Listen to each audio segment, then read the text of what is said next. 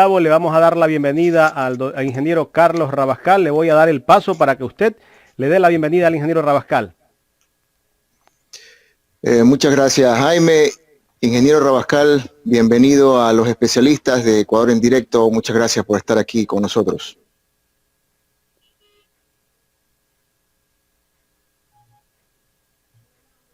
Tenemos un problema.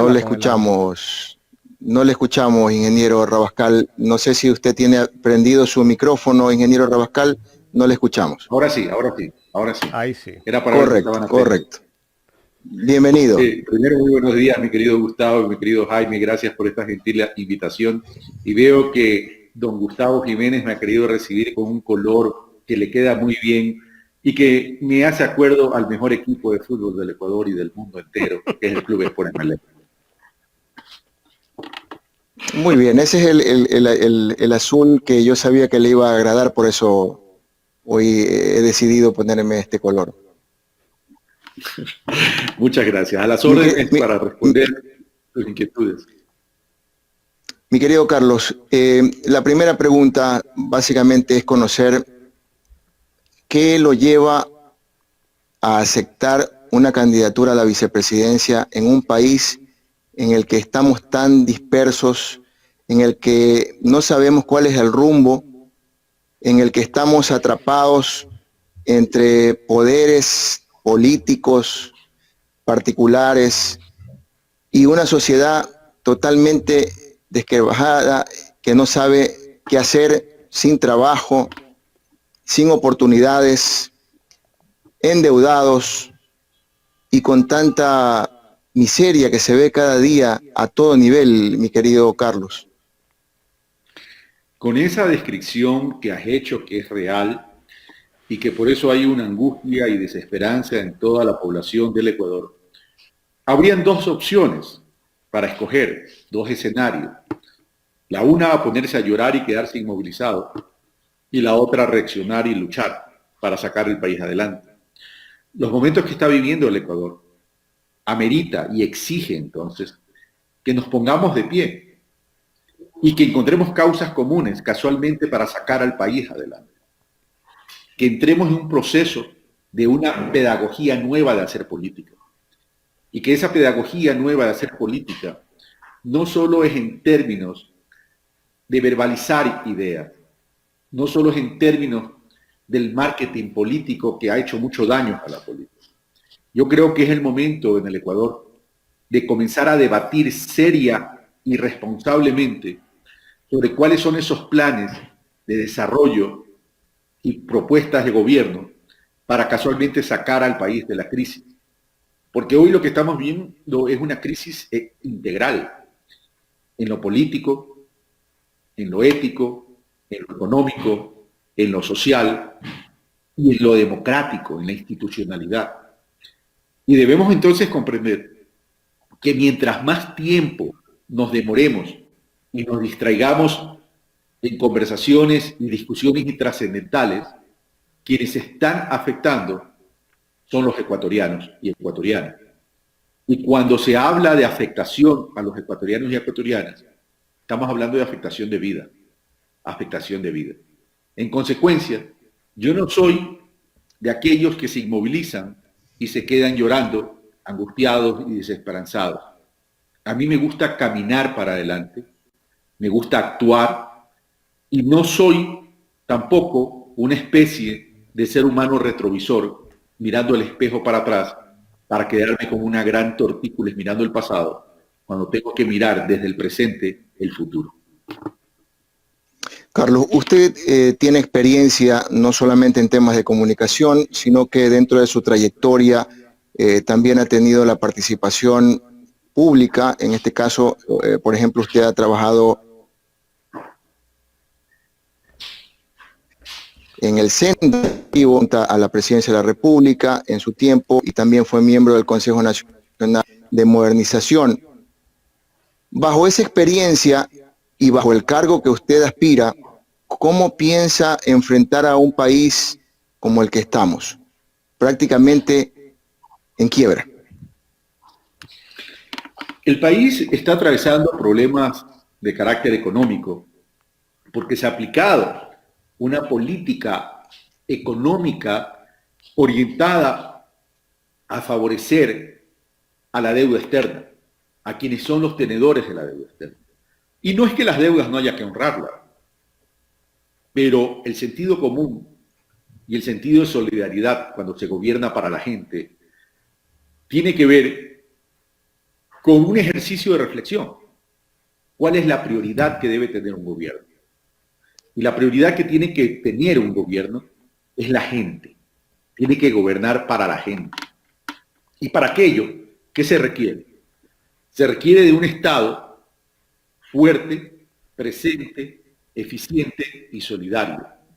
Y cuando digo que se requiere un Estado fuerte, Gustavo, no me estoy refiriendo a un Estado obeso, sino a un Estado fuerte en términos de capacidad de intervenir en los momentos más críticos y fuerte en la capacidad de establecer políticas de Estado y política pública para poder facilitar vida, salud, educación, producción y empleo, que son elementos fundamentales para la vida. Se puede añadir seguridad también, evidentemente. Y desde ese punto de vista, entonces, tenemos que establecer cuál es la hoja de ruta que tenemos que construir para poder cumplir los objetivos. Es evidente que la economía, para la tendencia progresista, la cual yo represento en este nuevo progresismo que yo hablo, es entender a la economía como una herramienta y no como un fin. ¿Y por qué como una herramienta? Porque la herramienta de la economía me va a permitir, a partir de políticas públicas y acciones estratégicas, reactivar el sector productivo. Es que no se puede entender la economía sin sector productivo, como tampoco no se puede entender la economía sin trabajadores. Es decir, nosotros hablamos de una economía social y a partir de ahí entonces construir un Estado social, de una sociedad de bienestar, rescatando en ese Estado social un Estado de derecho con una justicia independiente, autónoma, sin interferencia de política. Y ya ahí comenzamos a hablar entonces de una nueva pedagogía de hacer política. Pero por otro lado, la economía, ¿qué debe hacer? Generar recursos. Y esos recursos que genera la economía a partir de las políticas de Estado, de la política pública, que nacen del Estado, pero que activa la economía privada, ¿qué me va a permitir? Hacer crecer la producción. Y ese hacer crecer la producción, que es el sector productivo, tiene que ir con un enfoque de equidad territorial, pero para generar empleo y trabajo. Entonces, ahí vamos a hacer crecer economía, vamos a hacer crecer producción, vamos a crecer empleo. A mayor ingreso que tengan los trabajadores con estabilidad, mayor consumo en la economía. Y a mayor ingreso de los trabajadores y mayor consumo en la economía, mayor producción. ¿Por qué? Porque el que tiene ingreso y tiene consumo va a comprar bienes y servicios. Y por tanto, los sectores productivos van a producir más para poder atender esas necesidades. Y si mayor ingreso, mayor producción, mayor ingreso, mayor consumo, mayor producción, también se va a requerir mayor trabajo, porque para producir más se requiere contratar trabajadores. Y entonces también va a haber mayor inversión. Carlos, suena bastante bien en palabras de un ingeniero comercial que maneja perfectamente la retórica en temas económicos. Ya para el ciudadano como tal, no se avisora algo tan prominente como encontrar un trabajo próximo, adecuado, con estas dificultades que encontramos cada día, un país tan endeudado. Decía el economista Rafael Correa en una entrevista a un medio de comunicación internacional que Carlos Rabascal lo representaba muy bien y que Carlos Rabascal tenía un nexo muy cercano al sector industrial, al sector productivo. Pero no son estos sectores mismos los que están ahora en contra del progresismo. A ver, yo lo que creo que el sector productivo, los sectores productivos, hay que entenderlo en una amplitud de gama. El sector productivo no solo son las empresas grandes, y ahí a lo mejor hay un error en la conceptualización y en la visión. El sector productivo es la micro, la pequeña, la mediana y la grande empresa. Entonces hay que recuperar a todas las instancias del sector productivo. Yo he estado involucrado en los sectores productivos por mi actividad profesional, no como comunicador, sino como consultor y básicamente como parte de una asesoría fundamental que di en temas de economía popular y solidaria. Por tanto, lo conozco muy bien y estoy relacionado con el sector productivo, por obvias razones, porque ha sido mi trabajo. Y casualmente, mi presencia está orientada a esa reactivación del sector productivo, pero con recuperación de empleo. Tú dices muy bien, Gustavo, las personas no ven una salida en el corto plazo, porque están viviendo en estos momentos que están viviendo esa angustia y esa desesperanza. Pero eso es lo que hay que cambiar. Ahora, la manera de generar credibilidad, confianza y cercanía es a través de que conozcan cuáles son las propuestas, pero también a partir de la explicación de esas propuestas, por ejemplo. El sector rural, por ejemplo, hay que atenderlo urgentemente. ¿Y cómo se lo puede atender urgentemente? Mediante una visión que se derive en objetivos estratégicos y planificación. ¿Cuál ha sido la debilidad del sector rural, históricamente hablando, y del sector agropecuario, que es un sector tremendamente importante? Un sector que representa el 12% de la economía y genera el 30% del empleo en el Ecuador. Tiene que generar más, pero tiene que mejorar la calidad del empleo. Entonces, es cuestión también de ver qué están haciendo los otros países.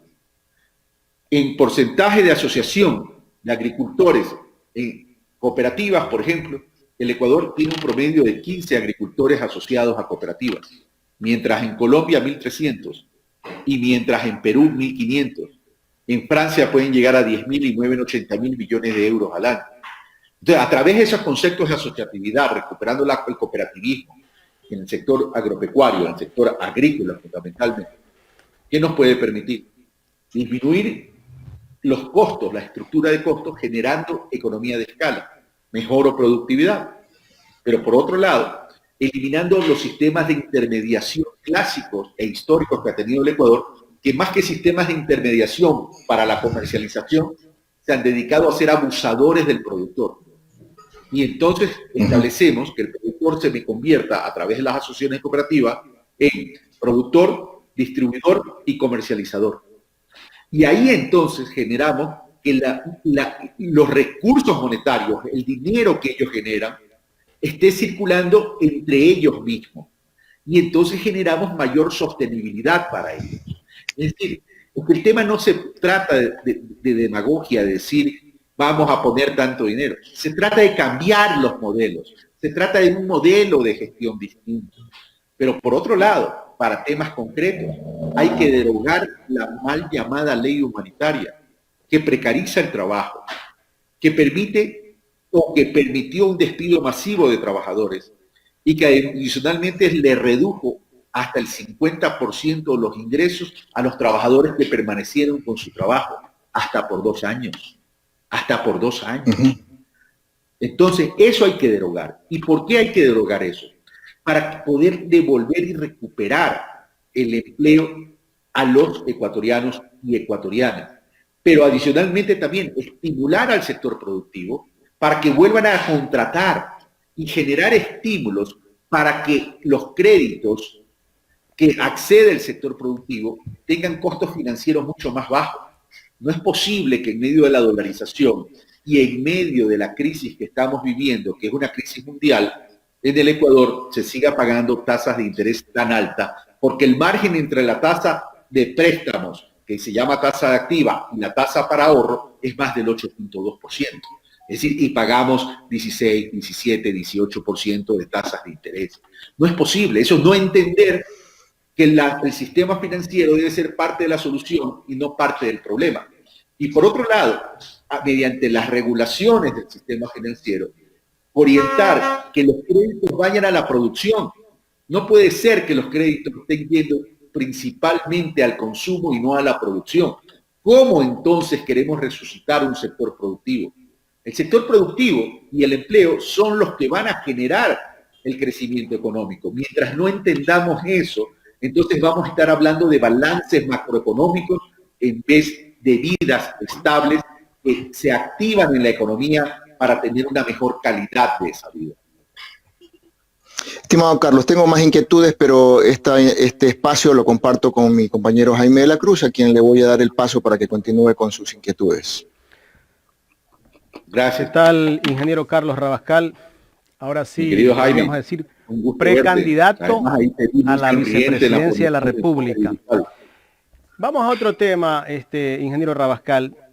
Hay preocupación de parte de muchos adherentes a UNES, porque justamente esta semana prácticamente se anuló al partido político que al comienzo ustedes iban a correr por esa candidatura, por la candidatura que es Fuerza Compromiso Social, y en redes sociales se ha armado un debate donde dicen que posiblemente la candidatura de Arauz Rabascal posiblemente no vaya. ¿Qué criterio merece, aunque por ahí hay voces del propio Consejo Nacional Electoral que no han sido publicadas todavía, pero se habla de que es posible que esta candidatura no sea inscrita? A ver, es evidente que hay un bloqueo a la inscripción del binomio Arauz-Rabascal por lo que representamos, por la visión que representamos, por nuestras propuestas y porque representamos una alternativa distinta. Y primero me quiero enfocar en esto para poderte contestar, Jaime, lo otro. ¿Por qué representamos una alternativa distinta? Porque ya el modelo que nosotros representamos tuvo éxito. Entre el año 2007 y el año 2017, la economía creció de 47.000 millones a 100.000 millones de dólares. Se incrementó el sector productivo privado en términos de presencia, se fortaleció. Se incrementaron las ventas del sector privado. Se generó mucho más empleo, se disminuyó la iniquidad, se disminuyó la pobreza, se mejoraron las condiciones de vida de los ecuatorianos y ecuatorianas. Los gobiernos autónomos descentralizados tuvieron los recursos porque se les asignaban los recursos a tiempo, no tenían que mendigar. Y hoy tenemos una realidad completamente distinta. Y este modelo del nuevo progresismo lo que representa es igualdad de oportunidades y redistribución de recursos, que no significa quitarle a alguien para darle al otro, sino significa implementar políticas de justicia social. Y en ese sentido, entonces, no quieren que nosotros lleguemos al poder, no quieren que seamos gobierno, porque nosotros representamos una alternativa de equidad y ellos representan una alternativa de concentración de riqueza, que es lo que está pasando el día de hoy. Eso por un lado. Entonces las personas tienen cómo comparar.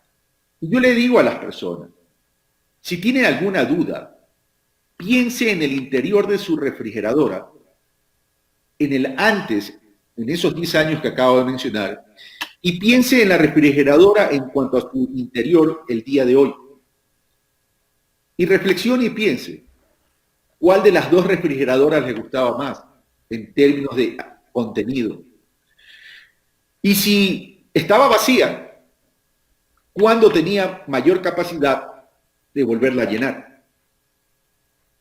Y ahí la ciudadanía tendrá que tomar las decisiones en función o con base en sus conclusiones. Eso por un lado. Entonces hay una interferencia y una persecución que no es de ahora. Esto viene ya desde la consulta popular del 2018. Pero centrémonos en lo de ahora. Pero el gobierno acusa, el gobierno actual, perdón que le interrumpa, el gobierno actual acusa al anterior gobierno de que el país lo dejó endeudado y todo lo que no ha podido hacer es culpa de Correa. Si el país lo dejó endeudado, como dice el gobierno actual, ¿por qué este gobierno se endeudó más? Entonces? Porque este gobierno, en los 3 años y un poquito más que ya tiene, se endeudó en un promedio de 5.500 millones de dólares. Y el problema de ese endeudamiento, que el endeudamiento no es malo per se, depende para qué se lo utilice. Ese endeudamiento de este gobierno actual, ¿verdad? ¿En qué lo utilizó? En tapar huecos, en sustituir deudas y en financiar importación. Es decir, son recursos que sacaron del país. ¿Cuál es la diferencia del endeudamiento del gobierno anterior? Es que ese endeudamiento sirvió para la inversión pública. Y es cuestión de revisar las estadísticas, los reportes, los indicadores del propio Banco Central y del Ministerio de Economía y Finanzas. Entonces usted ve en el gobierno anterior que ese endeudamiento, ¿para qué sirvió? Para invertir en sectores, en vías, en escuelas, en hospitales, en aeropuertos, puertos, centrales hidroeléctricas, etcétera, etcétera, etcétera. Y cuando la inversión pública se la hace con un flujo futuro de ingresos, ¿qué pasa? Se activa la economía. Porque ¿con quién contrata? Contrata con el sector privado. Y el sector privado entonces se activa, se engancha en la dinámica de la economía y genera empleo, a diferencia de lo que ha hecho este gobierno. Este gobierno busca explicaciones, busca justificaciones, ni siquiera explicaciones.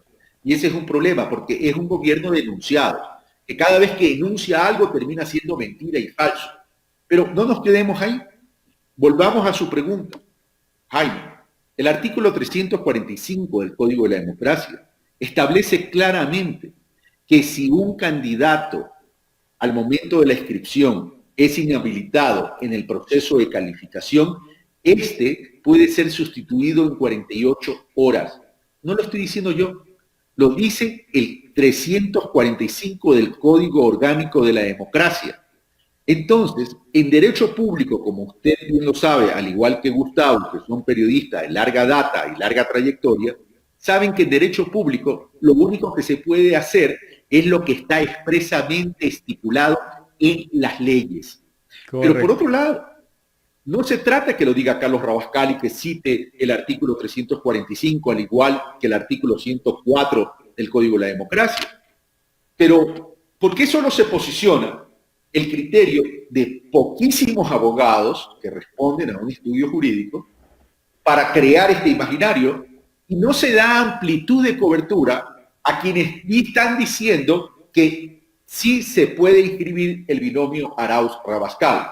Como por ejemplo, el criterio del doctor Jorge Acosta, que fue también, además que es abogado, fue presidente del Tribunal Electoral, del doctor Ramiro Aguilar, del doctor Pedro Granja, del doctor Mauro Andino Espinosa, de los criterios de Núñez Villasís, de Omar Simón, Canor Moscoso y de otras series de abogados que dicen que sí está permitido la inscripción del binomio Arauz-Rabascal. ¿Qué se le busca aquí? La quinta pata al gato. Posicionan solo el criterio de dos abogados que pertenecen a un mismo estudio jurídico. Aquí se le quiere buscar la quinta pata al gato, le decía, cuando estaba usted justamente en el uso de la palabra, ingeniero. Yo creo que a este gobierno incluso se le perdió ya el gato. ¿Y por qué tanta preocupación? Porque si yo quiero ir a una lid electoral, lo escuché al candidato de Creo, Guillermo Lasso, que decía que estaba de acuerdo que se anulen a muchos candidatos. Pues yo digo, yo quisiera que participen todos, pues es como un partido de fútbol, que si le voy a ganar a un rival y que yo sé que puedo ganar porque tengo mejor fútbol, yo lo dejo participar a mi rival, pues. Bueno, mi querido Jaime, lamentablemente nos han llevado a eso, en vez de hablar, de pensar y debatir sobre lo que le preocupa a la gente, lo que le preocupa a nuestras hermanas y hermanos ecuatorianos, que es el no contar con empleo, el que el sector productivo, que es quien tiene una micro, pequeña o mediana empresa, esté por quebrar y tener que cerrar las puertas. Más bien deberíamos tratar sobre eso. Pero la pregunta es, ¿por qué nos quieren impedir la participación? Cuando nosotros estamos proponiendo simplemente es una reactivación y una recuperación del Estado. ¿Será acaso porque aquellos que dicen que van a recuperar el empleo tienen miedo que no les crean? Porque fueron ellos con sus votos quienes aprobaron esa mal llamada ley humanitaria, donde permitieron el despido y la reducción de hasta el 50% de los ingresos. Ellos luchan por el poder. Nosotros luchamos por la gente. Pero le quiero dar una noticia, Jaime. El día de ayer, a eso de las 23 horas, es decir, 11 de la noche y un poco más, ya se procedió a inscribir el binomio Arauz Correa. Y ahora le toca al Consejo. Ahora le toca al Consejo Nacional Electoral entrar en el proceso de calificación para determinar si ambos candidatos cumplen con los requisitos y son habilitados, que es evidente que van a decir que el expresidente Correa está inhabilitado por los temas que ya conocemos. Y en ese momento, dice el artículo 345 del Código de la Democracia, que el propio Consejo Nacional Electoral debe otorgar un plazo de 48 horas a la organización política, que en este caso es Centro Democrático, Lista 1, a efectos de sustituir al candidato inhabilitado.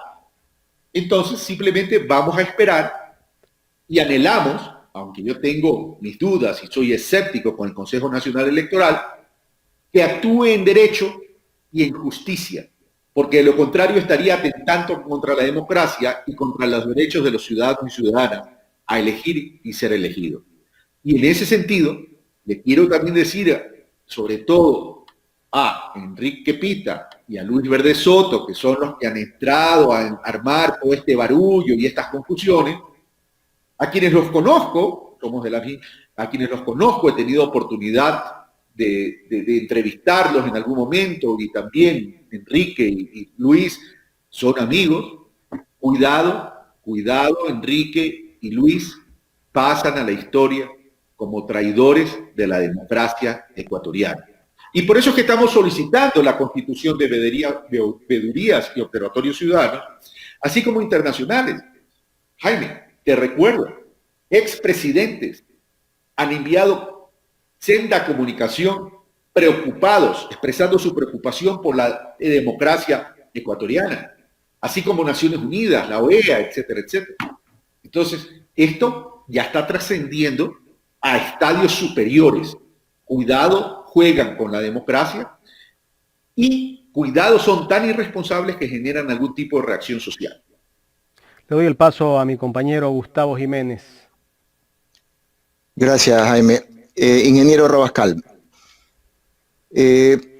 las políticas de Estado en este periodo pues son escasas. Definitivamente hasta un niño de escuela puede identificar que no hay políticas administrativas definidas y que no han ayudado a este gobierno a enrumbar este país y pasarse pues 3 años y medio, ya mismo 4, quejándose del anterior gobierno.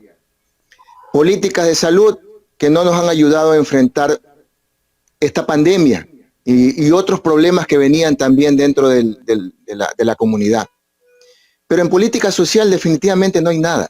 Y yo conozco a Carlos Rabascal como un hombre muy solidario, muy humanitario. ¿Cuál es su proyecto de vida y cuál es su proyecto para este nuevo gobierno, si es que llegaran ustedes a ganar, en el tema social?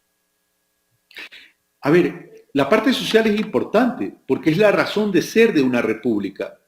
Pero más allá de la república, que la gente a lo mejor lo mira en abstracto, es la razón de ser de la vida. Primero, en lo social, hay que recuperar la salud pública. Hay que recuperar la educación pública. Sacan un proyecto hoy de querer cobrar $5 a personas que viven en condiciones de vulnerabilidad, por favor. ¿Para qué? Para acceder a un derecho, como es la educación. Eso es un absurdo. Eso es una traición a la dignidad de la gente. Yo le quiero recordar a quienes hablan de la política en el otro sector, es decir, en el sector de la derecha, que creen que todo es dinero, número, concentración, que hay vidas que atender. Yo he hablado con Andrés Arauz, que es un joven con una visión de desarrollo fresca y que coincidimos mucho. Yo diría que coincidimos casi al 100% en todo. Y hemos hablado de la necesidad, y que él tiene una idea que me parece que es excelente, de asegurar la conectividad y el servicio del Internet, porque hoy en día eso es un derecho fundamental que está relacionado con la educación pública, que está relacionado con la salud pública y que está relacionado con los espacios de crecimiento de nuestros niños y jóvenes en el Ecuador. Eso es distinto a pensar que hay a personas que casi no tienen ingresos y que no los tienen. Les pretendan cobrar además $5. Entonces ahí tú ves, mi querido Gustavo, la ausencia de prioridad por la gente. No entienden lo que es en un Estado. No entienden para qué sirve el Estado. Tú hablabas hace poco de políticas de Estado. Eso es lo que tenemos que tener. Políticas de Estado que permitan trabajar para la gente. El 58% de la población ecuatoriana vive entre la vulnerabilidad y la informalidad. Estamos hablando del 58% del país, de las vidas del país. ¿Hacia dónde entonces tengo que orientar las políticas? Es a esas personas, a esas vidas, casualmente para sacarlos de la vulnerabilidad, para sacarlos de la informalidad. Pero no, aquí los que tienen se preocupan por lo que tienen y no se preocupan por sus hermanas y hermanos que forman parte de esta República del Ecuador. No están entendiendo que en la medida que construyamos una sociedad de bienestar, todos nos vamos a favorecer, no solo por la solidaridad, sino también porque la economía va a ser mejor. Ya dejemos las peleas y pensemos más bien en trabajar juntos y encontrar causas comunes para salir adelante. Pero no solamente tenemos que reaccionar los ciudadanos y ciudadanas. Los políticos tienen que cambiar el chip y los medios de comunicación, en vez de quedarnos en la pelea, como que si la discusión política fuera un ring por la sintonía o por los intereses, deberían jugar un rol mucho más importante, Gustavo. Y en eso entonces tenemos que trabajar. Por ejemplo, en la parte de salud, la desnutrición infantil. Se ha destruido todos los programas de primera infancia. Esa desnutrición infantil, ¿qué afecta? Está afectando vidas. Y hay que cuidar esa nutrición en la primera infancia desde el vientre de la madre, porque es ahí donde entonces esa nueva vida comienza a fortalecerse acá, para estar preparados para ese crecimiento y ese fortalecimiento. Porque cuando los niños del neonato y el niño ya en vida fuera del vientre de la madre, no ha sido bien preparado en términos de nutrición, va a tener desventaja para poder adquirir los conocimientos y tener una vida de desarrollo de pensamiento. Entonces, para poder cumplir una política pública, no solo se requiere dinero, sino sentido, sentir la vida. Una política pública que recupere el presupuesto para atender este tema de la desnutrición infantil, pero adicionalmente, ¿hacer qué? Hacer que a través de la asociatividad y la conformación de un sistema cooperativo con mujeres, ellas sean las operadoras de llevar esta nutrición infantil. ¿Resuelves qué? Resuelves un problema social importante y además resuelves un tema de trabajo. Hoy en día, las personas de mediana edad y sobre todo mujeres que son profesionales de la salud no encuentran trabajo. Entonces atamos a resolver una solución, un problema estructural, con una solución estructural, pero por otro lado, articulamos con profesionales de la salud que están sin trabajo, en la mayoría mujeres, y los incorporamos a esa solución. Solucionamos el problema de la desnutrición y le damos trabajo a las mujeres. Y bajo ese sistema podemos también encontrar en otros sectores de la sociedad para poderlos resolver. En el sector agropecuario, los productores se asocian en cooperativas, pero pregunto, ¿son administradores?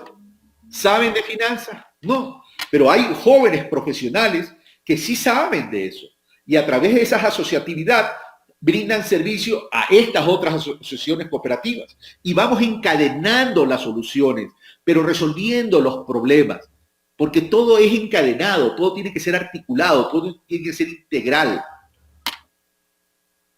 De acuerdo, Carlos. En otro tema, ¿cómo ve Carlos Rabascal la actual situación que vive el país en cuanto al manejo de políticas específicas en las que ayuden a controlar innumerables casos de abusos que existen dentro de instituciones públicas y privadas. Y doy un caso específico. Por ejemplo, la banca hoy en día no tiene control. La banca hoy en día se dedica a cobrar un sinnúmero de seguros, de impuestos y un sinnúmero de casos que perjudican, en este caso, al usuario. Y entre esos van en forma decreciente por los negocios hasta el punto de que llegas al común, en el que ya el cliente como tal, el usuario como tal, se ve afectado y no existen entidades públicas de control que estén vigilando sobre ese tema. ¿Cómo ve Carlos Rabascal esa situación que no ha sabido controlar este gobierno? Estableciendo los controles y las regulaciones necesarias. Para eso existe una superintendencia de bancos. Para eso existe una Junta de Regulación Monetaria y Financiera que tiene que actuar, pero que no actúa porque no hay el liderazgo del presidente de la República en función de poner orden. Entonces la pregunta es, ¿por qué no hay liderazgo? ¿Por negligencia, por incapacidad o por interés?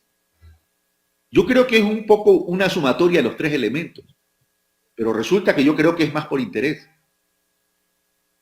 Ahora bien, si tú revisas la composición de los ingresos de la banca, tú ves que la banca, el sistema financiero nacional, está erradamente trabajando. Y en vez de llamarlo sistema financiero nacional, deberíamos llamarlo un sistema de extracción de sangre de la ciudadanía al mejor estilo de Drácula. Porque te extrae la sangre de los ciudadanos y las ciudadanas del sector productivo mediante altas tasas de interés, mediante comisiones hasta para entrar. Yo creo que ya mismo te van a cobrar comisiones hasta por entrar por la puerta, porque a lo mejor quieren financiar el sistema eléctrico de la puerta, por comisiones.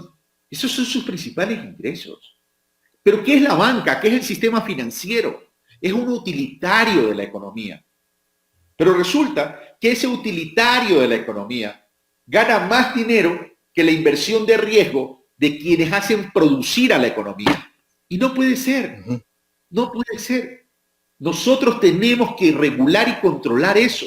No es que no queremos que exista banca privada. Por supuesto que tiene que existir banca privada. Pero tiene que existir banca privada, que es la catalizadora del ahorro de la gente, para revertirlo en la gente, en condiciones de realidad del pueblo ecuatoriano. No puede ser que en una economía dolarizada, el spread, la diferencia entre la tasa de préstamos y la tasa de ahorros, sea más del 8.2%. No puede ser que nos cobren comisiones. En medio de la pandemia, en vez de haber disminuido la tasa de interés, como hizo Colombia y como hizo Perú, aquí se la mantuvo alta. Entonces no se está entendiendo. ¿Y por qué no se entiende? Porque es evidente que la banca se ha transformado en el sistema financiero nacional, la banca, se ha transformado en un poder político también y que quiere coartar la posibilidad de gobernar y que los gobiernos neoliberales de la derecha están muy asociados a la banca. Yo te recuerdo que en la década de los 70, en la década de los 80, en la década de los 90, ¿verdad? ¿Quiénes establecían la política monetaria y financiera en el país? Era la misma banca. ¿A eso hemos llegado de nuevo? ¿A eso hemos llegado de nuevo? Eso hay que corregirlo. Hay que corregirlo urgentemente. Ellos tienen que ser parte de la solución y no parte del problema. Carlos, finalmente, para darle paso luego a Jaime con más inquietudes. Yo me imagino pues que ahora la relación con Rafael Correa, Carlos Rabascal y Arauz pues, debe ser mucho más diaria. Pues, usted es amigo de Rafael Correa desde la infancia, entiendo, y ahora pues mucho más con este tema preelectoral. ¿Cuál es la visión que tiene Rafael Correa de lo que está pasando actualmente en el país? ¿Y él cree tener esperanza de poder recuperar esta posibilidad de gobernar a través del partido? A ver, dos cosas. Al igual que todo el pueblo ecuatoriano está muy preocupado, y mucho más preocupado porque verlo de lejos es más desesperante. y él es un buen economista. Y por tanto sabe que lo que vamos a heredar nosotros es un país destruido.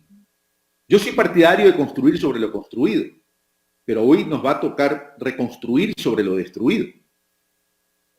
Entonces hay una preocupación.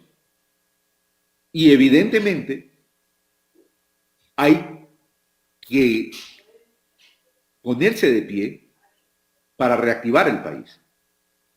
Y él aspira a que el modelo pase de la cultura de la resistencia a ser gobierno, pero no por el poder, sino porque casualmente vivimos y sentimos el país, y en ese vivir y sentir el país, con Andrés Arauz, sabemos que tenemos que aplicar las políticas progresistas de este nuevo progresismo para recuperarlo. Aquí no se trata de que nosotros queremos sencillamente estar en Carondelet en la vicepresidencia por vanidad. No se trata de eso. Se trata que estamos viendo que están secuestrando el país y que la vida de los ecuatorianos está en una especie de caída libre. Y allá tenemos que entonces evitar recuperarlo.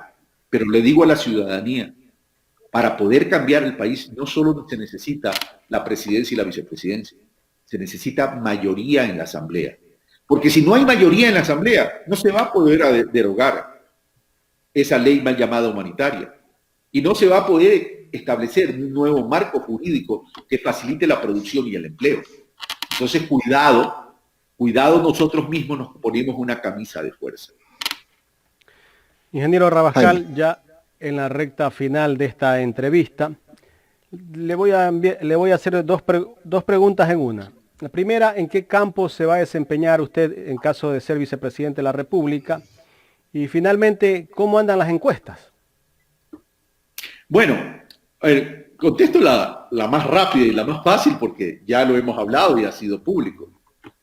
Andrés Arauz, dentro de esa visión fresca de desarrollo, y que de una u otra manera también ya lo ha mencionado Rafael, me ha encargado a mí la reactivación del sector productivo y la recuperación del empleo, con equidad territorial, lo cual significa entonces desarrollo local y territorial también. Uh-huh. ¿Y qué significa reactivación productiva? Producción, comercio exterior, inversión, pesca, sector agropecuario y el Ministerio Agrícola. Tenemos la visión de separar agroexportación y soberanía alimentaria, porque históricamente los sectores fuertes de agroexportación en la institucionalidad no han permitido atender a la soberanía alimentaria. Para nosotros los pequeños productores son importantes. Economía popular y solidaria, que ustedes que hemos conversado mucho y con Gustavo, que además sabe de mi vida, sabe que el tema de la economía popular y solidaria es un tema fundamental para mí. Y adicionalmente turismo. Y sobre las encuestas, la mayoría de las encuestas nos ponen como triunfadores, pero para mí las encuestas son un referente. Nosotros tenemos que trabajar como que si no tuviéramos un solo voto. Y luego de conseguir los votos, cuidar los votos. Y por eso yo convoco a nuestros partidarios, a nuestros simpatizantes, a que se conviertan en los guardianes del voto del nuevo progresismo. En los guardianes del voto, de la oportunidad que tienen para recuperar sus vidas. Ingeniero Rabascal, quiero agradecerle por haber dado parte de su tiempo a esta entrevista. Muchísimas gracias. A ustedes, a ti Jaime, a ti Gustavo, muchos éxitos en este proyecto de medios digitales que se han transformado en una verdadera alternativa ciudadana, donde no solamente permiten la expresión de diversos pensamientos, sino que construyen un periodismo con base a la verdad, a los hechos contrastados y verificados. Los felicito porque además conozco su trayectoria. Un fuerte abrazo. Gracias, Carlos, por tu participación y recuerde, no me lo saque de pantalla, Jorgito, recuerde, Carlitos, que los barcelonitas también somos un gran pueblo y estamos muy atentos a esa candidatura. No me la sabía esa. Pero claro, somos un solo pueblo Acuérdense que nacimos en el Astillero y somos hermanos. Ahora, así es. Nosotros últimamente, en los últimos años, yo la gocé porque cada vez que nos veíamos, mi querido Gustavo, me favorecía los marcadores. También era verdad. Ahora les favorece a usted, creo. Pero en todo caso, y ya lo ve, es el equipo. Pero un abrazo a los hermanos y hermanas barcelonistas. Somos un solo pueblo. Y el Astillero es eso, un pueblo, una comunidad. Desearle éxito, Carlos, y muchas bendiciones, ¿no? Que pase muy bien. Gracias al ingeniero Rabascal, candidato a la vicepresidencia de la República por UNES y Centro Democrático.